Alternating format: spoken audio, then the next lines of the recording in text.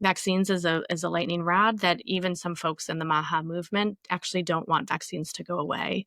These are a Yeah. lot of moms, a lot of people who have children with medical needs and need them to have vaccines. And so there is definitely a lightning in a bottle here on that issue, no doubt. And RFK is doing, I think, very dangerous things for this country. I'm Kimberly Atkins Stohr, and this is Justice by Design, where we talk to people who are finding real solutions to the problems we face as a society and who also help you figure out what part you can play in those solutions. Now, here on this podcast and also on my other podcast, #Sisters-in-Law, I spend a lot of time talking about what the U.S. Supreme Court does wrong. Well, today, here's a twist. We're going to be talking in part about a decision that the Supreme Court got very right.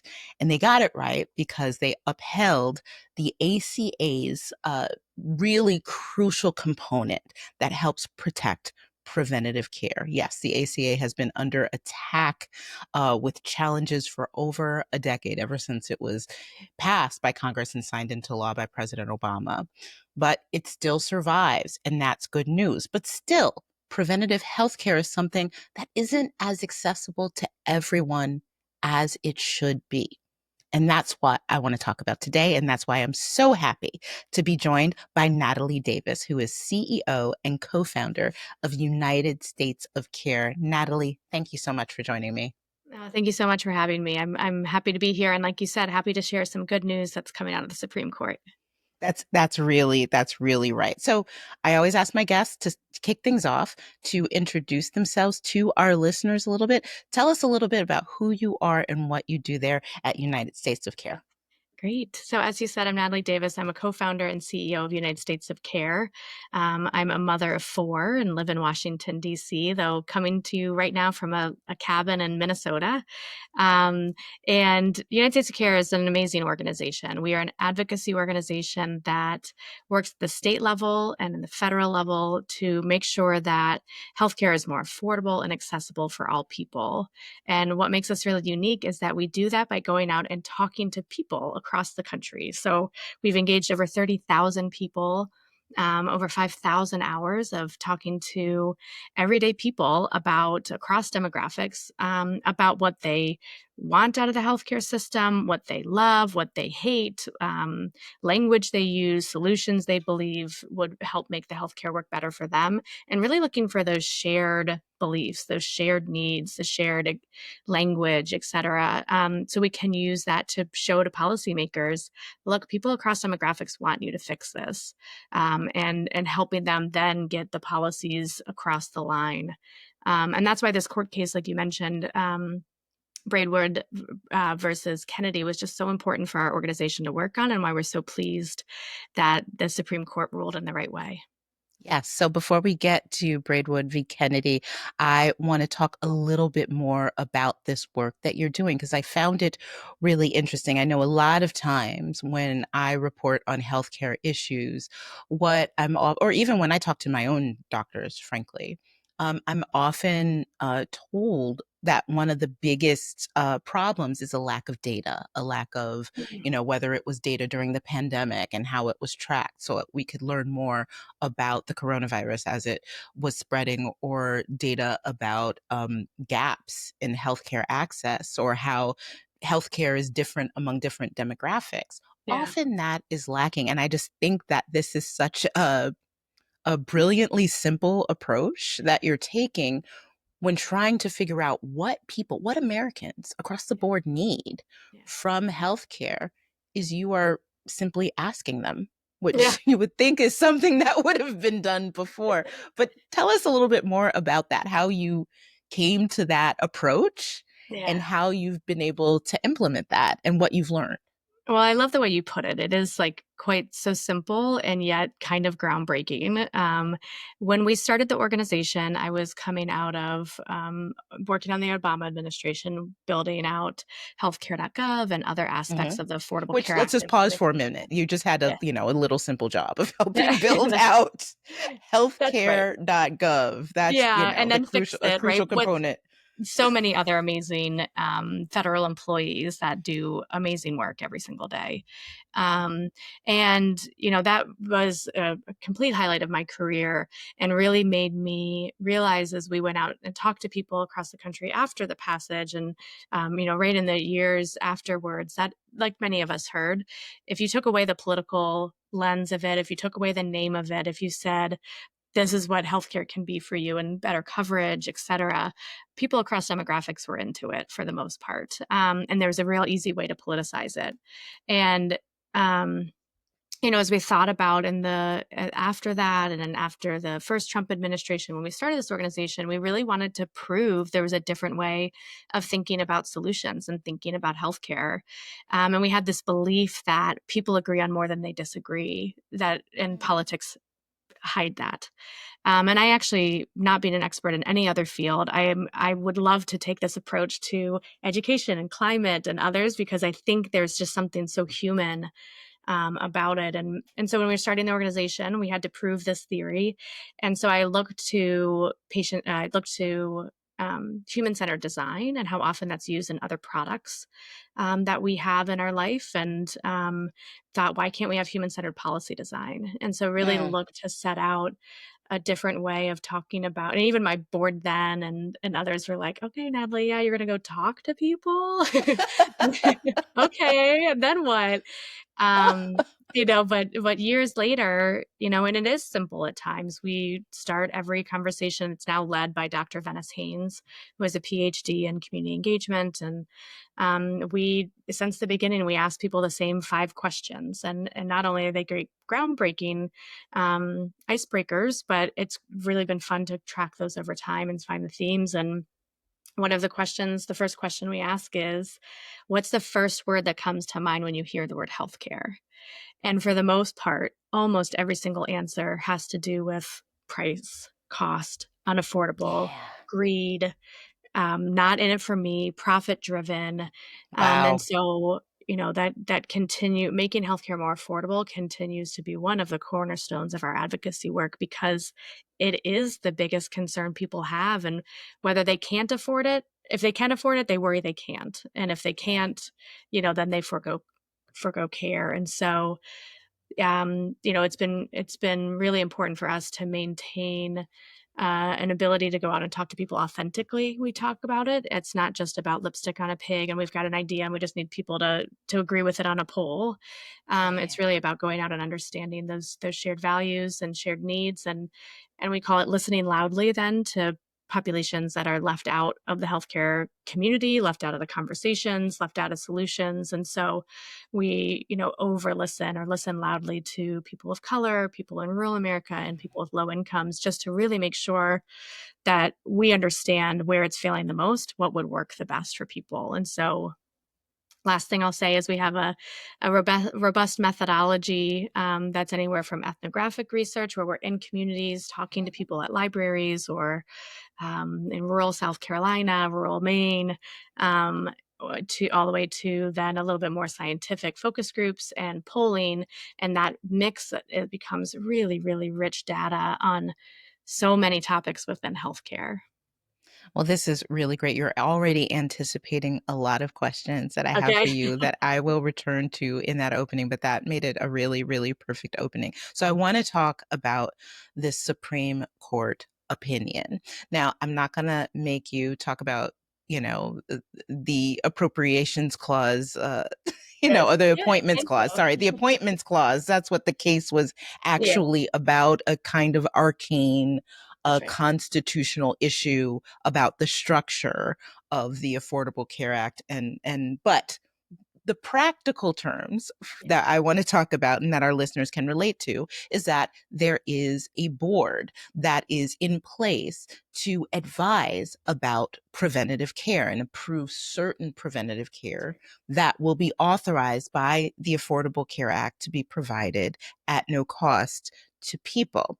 And this was the latest of the challenges to the Affordable Care Act. It was a challenge that was brought by employers, um, how do I say this, conservative Christian employers who objected to things like PrEP, the preventative medicine that prevents the transmission of HIV, a very crucial medication, from being covered for their employees. This is one of the latest conservative challenges to the ACA. We've seen them challenge access to contraception as preventative care and other things. But the Supreme Court found that no, this task force was constitutional in the way that it was set up and in the way that it was run. So that's really all you need to know about the appointments clause Yeah. for this discussion. But that win was an important one, as is the fact that even this very conservative Supreme Court has time and time again turned away challenges that are aimed to gut or strike down entirely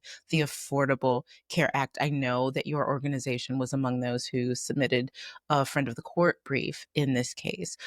So tell us a little bit about how you saw the stakes in this case and what this outcome means. Yeah, and you set it up, no surprise, you set it up so well. This really was questioning free preventive services that 151 million Americans rely on, 23 million children. And basically, if you're listening and you have insurance through your job, this was looking to take away those free preventive services that all of us have come to rely on and sometimes don't even realize are happening or that they used to not be free. This is anywhere from colorectal cancer screening, breast cancer screening, skin cancer. There's just numerous amounts. And this would have said that they weren't required to be free for all of us. And so it really is important that they upheld this and saw that not only is this important to allow this HHS, the Health and Human Services Secretary, to utilize this expert, independent, scientifically based task force, like you said, but that it really was the law was written in a way that it is true, it is accurate, it is upheld that those can then be required for insurers to cover for free for people. Yeah, and it's really important to point out that I think a lot of the coverage mentioned PrEP and mentioned some of the communities, including the LGBTQ community, that could be deeply impacted by that. I know a lot of advocacy groups were very vocal about what the implications of this case could have been if the Supreme Court ruled in a different way. But it really is for all of us. I mean, I remember particularly in the early days of the ACA, but even still now, I remember hearing from friends of mine, for example, we were, be talking about something, a hormone treatment that was needed, like the pill or something, and people were like, it's really expensive. And I'm like, no, no, no. This is Right. something that is considered preventative care. If your pharmacy is charging you for this, you should talk to your insurance provider because that should not be the case. That should be provided to you Right. at no cost. And I felt not just as a journalist, but as somebody who signed up on the exchange because I had an employer that could not provide me. My employer was based in a different state Yeah. and couldn't include me on their plan. So they told me to sign up on the exchange. So I was an expert in Yeah. how people actually were interfacing with the ACA, how they were getting their care, and sometimes things would fall through the cracks. So the point that you made about people not even knowing that Yeah. these things should be provided, or my mom, some of her medications that she needed, and she was getting these big bills, and I was like, no, mom, that's preventative, that should be covered entirely. So then you have on top of that, people are still challenging this. But I want to get back to how this is everyone's problem because it's Yeah. really easy to put this aside and say, okay, well, people who need PrEP can get it. But this was an attack that could have affected all of us. Yeah, I mean, think about when you go to the doctor and you don't even realize that they're giving you free tobacco cessation screening and advice, Yep, preeclampsia screening for women that are that's right. pregnant. Like you said, all the screenings from breast cancer to prostate to Mhm. colon cancer. And then if you think about the medical debt in this country, that is just astronomical and horrible. Talk about another Supreme Court case that went the wrong way, but Yeah. um, that GoFundMe is now the place you first go to when you have a diagnosis. When we think about people not getting these screenings, because of if they had to pay for it, they wouldn't get the screenings, and they would show up to the healthcare system sicker. We know that 1/3 of Black adults suffer from medical debt compared to only 13% of white adults. And so any amount of cost sharing, is going to make people sicker, not go to the doctor, increase medical debt. And that really does impact all of us. Yeah, it has a big effect. I remember I had an appendectomy in law school before the ACA, Yeah. and I had a $4,000 bill that, as a law student, I couldn't possibly pay. My Right. parents helped me, but Yeah. that was really, I mean, I had appendicitis. Like, what was I supposed to do? But that's one of the reasons I was very grateful for the ACA. So I want to talk about what this means. So it means that this task force that was a part of the ACA remains in place. That's But right. I'm sure people listening have a lot of other questions because that task force is a part of the Department of Health and Human Services. And currently, the Secretary of Health and Human Services, Robert F. Kennedy Jr., has a lot of, I'll put it this way, ideas about healthcare that I disagree with vehemently. And perhaps a lot of our listeners do too. There's probably a lot of fear because if you have a task force that's filled with people who don't believe in good preventative healthcare or who are not making good decisions about what preventative healthcare should be covered by the ACA, that's scary too. What do you say to those folks, including me, who are worried about that? Yeah, I mean, it is something we need to watch really carefully. They so the in the decision that the Supreme Court made, not only did they say that this task force is legal, but they did answer some outstanding questions of, well, who do they answer to, basically, or is the secretary, what role does the secretary have in these recommendations that this expert body is making, who aren't employed by the federal government, who aren't, certified or by Congress. What are and what are the checks and balances there of this role of the secretary? And so they did clarify that the secretary does have more oversight than had previously been clarified. And like you said, that is something to really be watching for under this current secretary, especially as we know the changes that he's made to a different body that's working on vaccines, the ACIP, who were, all let go and replaced with other folks who I think have Right.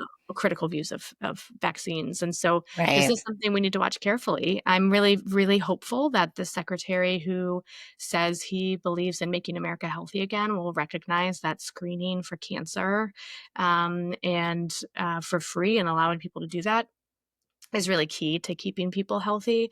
And, it is something that we need to watch carefully for. Yeah. So you mentioned vaccines, and this case was not involving vaccines. But for you, somebody who has been in the healthcare, preventative healthcare arena for a very, very long time, and this is a time where people are increasingly worried about vaccine, including me. I've written a lot about it, about vaccine access to whether it is for measles, as we've seen with the outbreaks in Texas and elsewhere, to viruses like COVID and even the flu. The flu. I mean, I got to tell you, I mentioned it before. My listeners are probably tired of me talking about it, but last season's flu, and I had a flu shot, was devastating. It was devastating to just about everybody I know who got it. I wasn't sure my mother would survive it. She did, thank God. But if we have another season like that, I can't imagine what it would have been like if that vaccine wasn't available. So, to listeners who wonder what can be done to help bring awareness and try to ensure that there is the kind of preventative care that we need, what can they do? What should they be doing now? I think it's really interesting that I truly know and believe that there are people that are skeptical of vaccines, and so I'm not discounting that. I Sure. do believe that it is a vocal minority. And I've actually been finding it very fascinating to listen to interviews of people who believe in MAHA, Make America Healthy Again, Mhm. and following that kind of coalition of the people who everybody believes is the last mile voters who got Trump elected because they had Kennedy and the real focus on health. Um, and so I think it's really important for folks who believe in preventive services, who believe in vaccines, to be vocal. And it doesn't have to be, I don't even know if it has to be in a combative way of saying other people are wrong, but we do need a swell of people who are like, I believe in it. I got it. Here's my sticker. Like, just to combat the idea that everybody doesn't believe in vaccines. I'm hopeful that, like, right now screenings are less even political than vaccines, and so hopefully Yeah, these continue to stay I just as think they are so. and under the radar and not politicized. Um, and in watching the MAHA kind of coalitions, even within the coalition of voters, vaccines is a lightning rod that even some folks in the MAHA movement actually don't want vaccines to go away. These are a Yeah. lot of moms, a lot of people who have children with medical needs, and need them to have vaccines. And so there is definitely a lightning in a bottle here on that issue, no doubt. And RFK is doing, I think, very dangerous things for this country, and I'm hopeful that we can keep in mind and keep being very vocal about people who just believe in them and need them and want them, so that they do stay there and hopefully become less and less politicized. Yeah, and I really appreciate that. I mean, to the point that you made, which I love, and which can be applied in so many arenas, which is there is more when you take politics out of it. There is more that unite us Yeah, than divides us. And I think even on the, like you said, the political lightning rod right now in healthcare is vaccines. But if you look, even within those who are MAGA and MAHA, if you look during the pandemic in places like Florida, where it had very, very strong support for the current president, people, particularly people over the age of 65, the uptake in yeah, the COVID vaccine was in the 90 plus percentile, yeah, right? yeah, People were getting the vaccine. They may have, been on protesting mask policies and stuff, but they were getting right, that vaccines. Like yeah, they yeah, wanted the vaccines to be available. And that was really heartening to me because that said, look, you can see in actual data that people wanted this, they got it, and that it was effective to help control this. that's So I right. think the more we talk to our doctors who, have a voice in this, our lawmakers, Yeah, people can submit comments whenever new policies are up yeah, to be considered. You can submit comments to the federal government on these. There are so many avenues for people to speak up, and it does matter. I know it often feels like people are screaming into the void. I count myself among them, yeah. but there are really avenues for people to do that. So I really, I think that's so important. Yeah, I think that's right. And I think when we think about the vaccines during COVID, we did a lot of work as an organization on understanding those hesitant groups and Hmm. the kind of messages and education that worked. And I think it's just a great reminder of, in healthcare, we often push things out and just assume people are going to take it and they should just take our word that it's important. And Yeah, no. so much of what we try to say is, and like so many other people, is we need to meet communities and people where they are and have language and messages that matter, that meet their values, that help understand how this helps their specific lives. um, and I think that that'll continue to be, how if MAHA is going to work, or whatever it is, that the next thing that's going to help us stay healthy and is really understanding how much we need to do that work to let people know why it should matter to them, because in the Yeah. end of the day, it's their choice on if they go to the doctor, if they get a screening, if they get a vaccine, if they and I think often when we're doing big policy changes and societal changes, we forget the importance of being right there and talking to people and understanding and bringing those concerns back to policymakers. So I want to go back to the point that you made at the beginning when you ask people what they think of when they think Yeah, of healthcare, and so much of it centered around cost. I can understand that. I mean, when I signed up on the exchange because I was making 40 grand a year and I needed that. It was hard. There were times that I had to wait a long time just to see a Yeah. doctor to get the preventative care that the ACA Yeah. provided. I often felt that I was not listened to by the providers who were, under the silver plan or whatever I was under at that time. I wondered if it was because, in part, I was a woman or a Black woman, and I understand that there is data that supports that they are listened to less and their pain and discomfort is It's discounted dismissed. Yeah. often. Compared to now, I have fantastic doctors. I really do, and I appreciate that. But some of them I pay out of pocket for because they're on concierge service, and I am wonderfully aware um, of that privilege. And I know that it's not available to everyone, even though it should be. We shouldn't Yeah. have to be able to pay out of pocket for healthcare because it's so expensive. How do we get at those gaps, whether it's cost gaps or racial or demographic gaps in healthcare that exist today? Yeah, I everything, plus one to everything you said, and I think that really is the burden that healthcare and health and policymakers need to figure out. And I actually think I think there are a lot of things over the last couple of years that have shown we're at a tipping point where people are actually more fed up and mad and pissed off than And they they should have be. us, Yeah. and they should be. They should be. When we started listening, when I would talk to people and say, "Let me ask you these 5 questions," people would often say, "I'm happy to talk to you, Natalie, but my situation's unique because I'm either too rich or too poor, too smart, too dumb, too healthy, too unhealthy. I personally am bad at healthcare." And I will tell you, over the last couple of years, we've seen a shift in language where people are starting to recognize that there are system failures, Mhm. that it is not them alone that is why healthcare isn't working for their bodies. Um, I think there was a cultural flashpoint that happened during the pandemic where people realized the healthcare system wasn't as reliable and set up as we thought.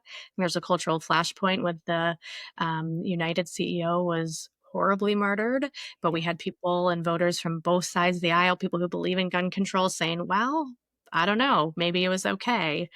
And I think MAHA is another cultural flashpoint where things Yeah. are shifting and people are starting to think about changes, and wanting to demand those and really realizing how broken our healthcare system is. And so I think there's a moment, and we certainly at United States of Care are thinking about as we move up to the next presidential election, how do we go, but we want to go back out and talk to people and really Hmm. understand how are voters thinking about what policymakers and their president should be focused on, especially in the wake of all the changes that just happened to Medicaid. Um, because I think it's different. I think things are changing, and people are going to be demanding maybe bigger changes, and than they have before. I think what's always a little sobering is in our research when we talk to people and we say, "Look, do you want to burn it down, or do you want targeted changes that you can feel right now?" People say, like, "Look, I know the healthcare system isn't working, but it's so critical and so important for me that you can't burn it down because you're not gonna build it back better for me. I That's don't right. believe you." And so, w these targeted changes actually, we think are the right direction for policymakers. And I think we're in a tough place right there. Not that I think we actually can burn it down and build it back, Right. because there's so much. Certainly, at least not as quickly as we need it. That's right, and I think it's because people really don't trust that if you do a change, that you're gonna have me in mind when you fix it. People Yeah. hack the healthcare system, and they have this doctor that they pay for in concierge and this pediatrician who's covered, and they will text them at night when the kid's sick, and they're like, "I can't you can't mess with this," and Right. so we're in a really tough spot. There are definitely policymakers across the country, and we really look to states. That's why we work in states to Hmm. to make these changes. I mean, very specifically back to the court case that we worked on and that we were Hmm. just talking about, there were states that were passing legislation to say, if you're going to offer coverage in the state, here's the floor of what you need to cover for preventive services. We work with a lot of other states who are really thinking about how to shield patients from bills from hospitals that they shouldn't be getting, to creating more affordable insurance options. And so, I grew up, I'm a federal person by training and my policy background, but Yeah. I've come to really, really appreciate the freedom and work that has happened out in states, to make sure that that people are getting what they need, because that's where the rubber meets the road. You go home and you go to an in-district, meeting, or you field calls from your constituents and you're voted in and out. And I That's so think, true. coming back to what you said, people calling your legislator, calling your congressman, those your congresswomen, it's really important to make sure your voice is just as loud as industry or just as loud as some of the fringe groups. That's absolutely right. And keep in mind, remember that with healthcare, it's at all levels. You have your local public health boards, you have your state lawmakers, and you have the federal, and all of them play a hand in this. Where can we find more information about the United States of Care? Great. So you can come to unitedstatesofcare.org. Our website talks more about the work that we do, and you can kind of dive into our Braidwood case. Thankfully, we can kind of retire that one from at least the court case angle. But you can find information about our work on maternal health, on making healthcare more affordable. There's buttons where you can donate if you feel like you want to support our work. And then I would point you to a way to sign up for our newsletter. And I like to call it award-winning newsletter, even though we've won no awards. I think we should win awards. But actually, when people stop me in the conferences or otherwise, and they say like that that newsletter coming into my inbox every 2 weeks, keeping me up to date on what's happening in healthcare, what matters to people across the country, what United States of Care is doing. It's a great little digest that can show up in your inbox. And otherwise, you can find me and many of my colleagues on LinkedIn, where we're doing a lot more of our kind of thought leadership work there. All right. Well, you know what? I will put the link to the newsletter in our show notes, and I'll put a little trophy emoji next to it. So it is technically Yay, our now first award. award-winning award-winning newsletter. Natalie Davis, thank you so much for joining me. I do hope to have you back at some point so that we can dig deeper in some of the Yes, let's do it. specific issues, including maternal health care, which is just such an important topic in and of itself. So thank you so much for joining me on Justice by Thank you. Design. Thank you for the work you do and for having me on. And thanks to all of you for listening to Justice by Design. Don't forget to follow us wherever you get your podcasts. Check us out on YouTube if you want to see this conversation and others that I have. And I'll be back next week with another episode of Justice by Design. I'm Kimberly Atkins Stohr.